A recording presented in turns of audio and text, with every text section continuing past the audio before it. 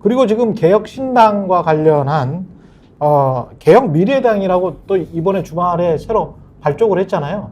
근데 그 개혁미래당 이름이 개혁미래당이니까 개혁신당 입장에서 이준석 쪽에서는 또 발끈할 수밖에 없는 그런 상황인 것 같습니다. 네. 그렇죠. 지금 이제 이름도 이제 복잡한데 이 이낙연 전 대표 측이 창당을 추진한 새로운 미래하고 그 다음에 탈당 3인방 비명계 탈당 3인방이 창당 추진한 미래 대연합하고 이제 합쳤어요? 합치기로 한 것이죠. 네. 그래서 합치기로 하되 그러면 이제 이름을 뭐로 할 것이냐 그게 이제 가칭 개혁미래당이다. 개혁미래당이다. 네, 이렇게 네. 이제 공개를 한 겁니다. 그랬는데 그러면 개혁미래당이라는 이름은 왜 정한 거냐? 이게 약간 개혁미래라고 하는 게 조금 어색한 부분도 있고 하지 않습니까? 그래서 그런 이름의 의도가 뭐냐에 대해서 일단 이준석 전 대표 쪽은 약간 불쾌했다. 이게 이제 보도의 내용이에요. 그래서 이제 SNS나 그런 걸 통해서 이제 반응을 한 게 이게 요즘에 이제 뭐 무임승차 이런 것에 대해서 이준석 전 대표 계속 이제 뭐 지하철? 네, 그런 것에 대해서 계속 이슈 파이팅을 하는 거잖아요. 예. 이제 무임승차 이게 노인복지에 대해서 계속 그것도 갈라치기다 이제 이렇게 비판을 하는데 지하철도 그렇고 당명도 그렇고 무임승차는 안 된다. 그러니까 자신들이 개혁신당이라는 이름으로 지지율도 높고 여러모로 이제 마케팅을 잘 해놨는데 왜 그걸 뺏어가려고 하느냐 이렇게 불쾌하고 있다라는 건데 정작 그러면 개혁미래당이라는 당명을 만든 요 사람들의 생각은 뭐냐 기자들은 이렇게 물어보고 있어요. 개혁미래당이라는 이름을 굳이 진 거는 개혁신당하고 합치고 싶은 마음이 있어서 개혁미래당이라고 진 거 아니냐 이렇게 물어보는데 거기에 대해서 개혁미래당 측의 답변은 뭐 그런 마음이 이제 뭐 없다라고는 얘기 안 합니다. 없다라고는 얘기 안 하지만 뭐 그렇게 볼 수도 있는데 이게 이제 가칭이고 앞으로 국민들한테 좋은 당명을 지어주십시오라고 공모를 할 것이기 때문에 뭐 그런 차원이다 뭐 이렇게 얘기를 하고 있는데 뭐 어떨 건지 앞으로 뭐 지켜봐야 되겠죠. 근데 일단 입에 안 붙어요. 아니 그리고 예를 개혁 들어서 미래당이? 새로운 미래하고 예. 미래대 연합이 결혼해서 만들면 아이가 개혁이 들어갈 수가 있어요? 그냥 미래는 들어갈 수 있잖아요. 그러네요. 예. 그러면 예. 개혁이란 글자는 어디서 데리고 온 거예요? 어디 다른 데서 데리고 온 거예요? 이준석한테. 아니 그 아니 그러니까 왜 남자한테 개혁이란 글자가 들어가냐고. 예. 족보가 조금 이상해지네. 아니 이렇게 되면 개혁미래당 그러면 줄임말로 개미당 개미들도 잘 사는 세상 뭐 이거 괜찮지 않습니까? 아니 이쪽에 개혁신당이니까 예, 선의로 해석을 해보면 개혁신당을 줄이면 그냥 개혁당? 개혁당 개신당 이렇게 신당이라고 할 수는 없으니까 개혁당이라고 개혁당. 부르면은 예. 이쪽에는 개혁미래당이라고 부르면 그럼 개혁당이라고 부를 수 없잖아요. 합치면 좀 풀네임으로 개혁미래신당 어떻습니까? 같이 다 합치면. 네, 다 합치면 개혁미래신당. 이게 그러니까 큰 포석이야. 좀 장기로 합쳤을 때 야 길지도 않아. 뭐 이렇게 이제 주장을 할 수 있는 거지. 개혁미래신당. 아 근데 누가 앞에 붙여 있는가 중요하기 아니 때문에 신미래당이라고 할 수도 있잖아요. 개혁신미래당. 아 근데 여기서 중요한 게 뭐냐면 이게 그러면 일단 소위 말하는 민주당 계열 당들이 하나로 합친 거지 않습니까? 네. 그리고 또 이 개혁신당이라는 것은 사실 또 이준석 전 대표가 네. 세는 많이 모았는데 현역 의원이 없었던 거잖아요. 네. 근데 양양자 의원의 이 뭡니까 그것은 또 자본. 저는 자본이라고 봅니다. 네, 예. 하여튼 그 양양자 의원이랑 합친 거잖아요. 예. 그러다 보니까 이게 한국의 뭔가 희망. 네, 한국의 희망. 음. 그래서 한국의 희망을 합치면서 뭔가 국민의힘 계열이 하나로 합치고 민주당 계열이 하나로 합친 것처럼 되면서 요렇게 두면 지금 이제 언론의 이제 분석은 요렇게 두면 아 이게 사자구도처럼 돼서 이대로 가면은 중통합 상태에서 선거를 치를 수도 있고 그러면은 제3지대가 하나로 뭉치지 못하게 되면서 시너지가 안 날 수가 있다. 이렇게 진단을 하는 그림이 있는 것 같아요. 그러면 여기서 그러면 요걸로 끝날 것이냐에 대해서 아니다. 그래도 빅텐트가 되려면 누가 중간에 뭔가 요거를 또 그 뭐랄까요 이 거간을 서야 되는데 뭐 중간에 누가 역할을 해야 되는데 누가 해야 되냐? 그럼 또 남은 게 있지 않습니까? 새로운 선택해야 된다 그거를 그 요거를 이제 생각을 해야 됩니다. 그러면 새로운 선택에 또 이름이 들어가야 됩니다. 그러면 아, 지금 그래요? 장명을 하고 계시니까 개혁미래 신선택당? 그래서 다 넣어. 이렇게 시나리오가 네. 될 것이냐에 대해서 네, 복잡하다 또. 이걸 시장 논리로 얘기하면 그런 거잖아요. 네. 이준석 대표가 비유했을 때도 이런 거잖아요.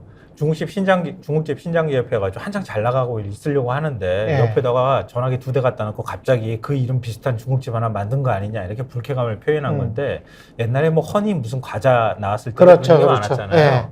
이게 비슷한 것들이 자꾸 생겨나면은 시장 파일을 키워서 전체 제3세력을 지지율을 더 키워낼 것이냐, 아니면은 그냥 경쟁하다 제살 깎아먹기로 그냥 그렇죠. 공멸할 거냐, 이런 네. 갈림길에 지금 서 있는 것 같아요. 근데 이쪽에서는 어찌됐든 골목상권 우리가 키워볼게, 그리고 덤벼들었는데 이준석 전 대표 입장에서는 굉장히 좀 불쾌한 거죠. 원조는 우린데 말이야. 칼자루를 진 사람은 이준석이죠. 이낙연이 아니고. 지금 상황은 이제 그렇게 비춰지죠. 예. 왜냐면은 합치고 싶다고 얘기하는 쪽은 일단은 지금 그렇죠. 말씀하신 아. 새로 뭡니까 개혁 미래당인 것이고 약간 거리를 두는 거는 이제 개혁신당 쪽이니까. 또 슬픈 거는 더 사랑하는 쪽이야. 근데 이제 더 사랑하고 있는 거야. 제가 누가 더 사랑하는 거죠? 지금? 예, 이낙연이 이준석을 더 사랑하는 거 아니에요? 그런 거야? 약간 좀 목이 마른 건데 예. 마지막으로 한 말씀만 드리면 근데 국민들이 보기에는 그게 이제 뭐 예를 들면 북경원이나 예. 뭐 상해루나 뭐 네. 마찬가지의 중국집인 것으로 보이지 않을까 지금은. 근데 어제 이준석 대표 마음을 불편하게 했던 거는 그 개혁미래당이 생겼다기보다는 유승민 전 의원이 안 오겠다고 한 거예요. 그러니까 그러네. 모시고 싶은 마음이 굴뚝 같다고 얘기를 했는데 네. 유승민 전 의원이 나 이번에 음. 뭐 출마하지 않겠다는 식의 입장을 내는 거 아니에요. 그리고 지금 이준석 대표하고 함께 할 수 없다는 입장을 냈기 때문에 당에 그냥 잔류하겠다는 입장을 낸 게 아마 이준석 대표 입장에서는 제일 속이 좀 쓰린 일이 아닐까 싶어요. 유승민의 속마음은 무엇이었을까요? 그건 이제 뭐 물어봐야 알겠지만 네. 근데 요거에 대해서 저는 뭐 모르지만 유승민 전 의원 제가 어떻게 알겠습니까? 네. 근데 기대가 이상하게 흐르는 부분이 있는 것 같아요. 뭐냐면 지금 말씀하신 게 출마하지 않겠다라고 했다고 하셨지만 정확하게 얘기하면은 공천 신청을 안 하겠다라고 했거든요. 무슨 얘기냐면 내가 개혁신당에는 안 간다. 그런데 그렇다고 국민의힘에다가 공천 신청도 안 하겠다. 이렇게 얘기를 했는데 이게 그냥 불출마를 하겠다라고 얘기한 거일 수도 있습니다. 근데 일부 신문에서 묘하게 해석을 해요. 예를 들면 조선일보 같으면은 조선일보가 따로 기사를 하나 썼는데 제목이 당 잔류키로 한 유승민 수도권 역할론 부각이에요. 무슨 얘기냐면 이게 공천 신청을 안 했다라는 거는 공천 신청을 안 했다라는 거지 출마를 그러니까 공천을 주면 받겠다는 얘기도 될 수가 있다. 그러니까 예를 들면 수도권에 어디다가 앞서 말씀하신 이 한동훈 킬러 공천론의 연장선에서 수도권 어디다 좋은데 역할을 주면 또 할 수도 있는 거 아니냐 기왕 안 나간다는데 그렇죠. 이런 거거든요 얘기가. 네.